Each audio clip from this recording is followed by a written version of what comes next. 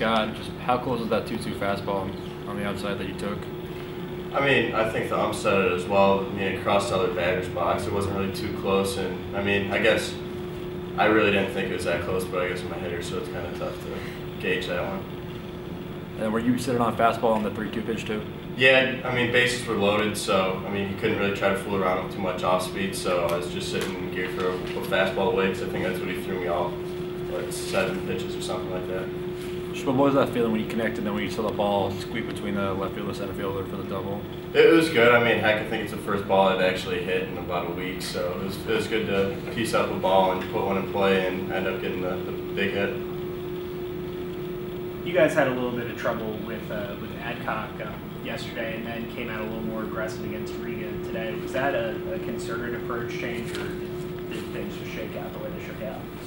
I mean, I guess Adcock just threw well yesterday, but we were able to put up a few key at-bats towards the end against Riga, and I think it's just an all-around good game from both teams.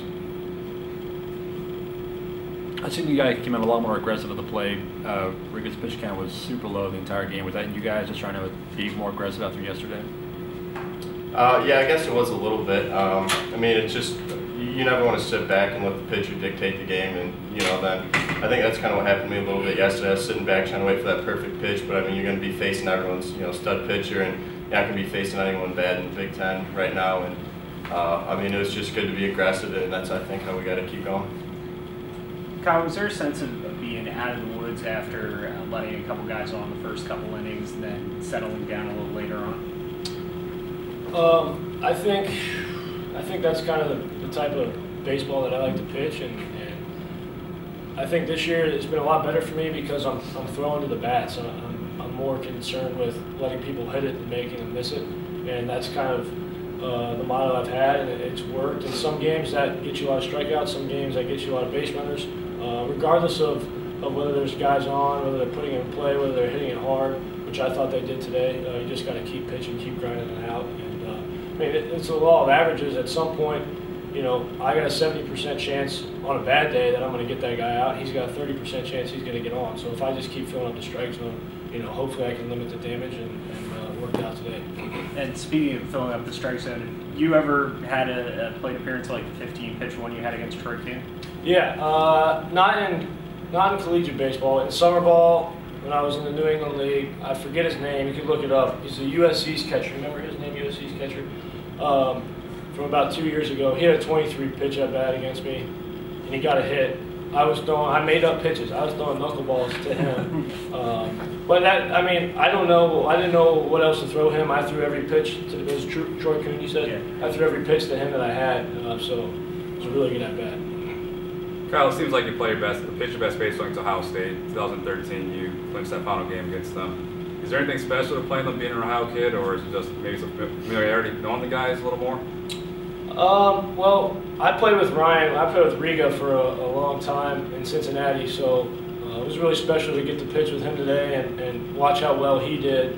I love pitching against them. They're a really good team. This year, their lineup is really bolstered with the 3 guys in the middle there, and it's just really fun kind of interacting, throwing pitches. I love throwing changeups, and it's a really good lineup to throw changeups too. So I don't know, maybe there's a little something there with being from Ohio and not getting recruited by them. And I know that Frost kind of feels that way. He loves pitching against them, but yeah, there might be a little bit of a little rivalry going on there. Kyle, last week you were a little reluctant to say that you might be the team's #1 guy, but after another 6 innings scoreless and an elimination game, you kind of get that feeling a little bit more. You might be that guy. No. You may answer that. Yes. So, why did I didn't pitch the first game, so. We're trying to trick them. Yeah, I pitch when I'm called upon.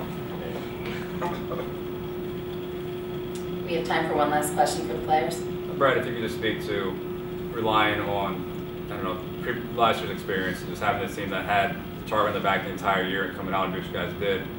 I'm sure that there's some ability to you guys to go back to last year and know that, hey, we lost this first game, but we've been there before. We know we can come back and just have that championship mentality to you guys. Yeah, definitely. We're a mature group. We got older pitching. We got a mature lineup that's been through it all. We were real confident last year with the team we had, and I think we're just as confident this year.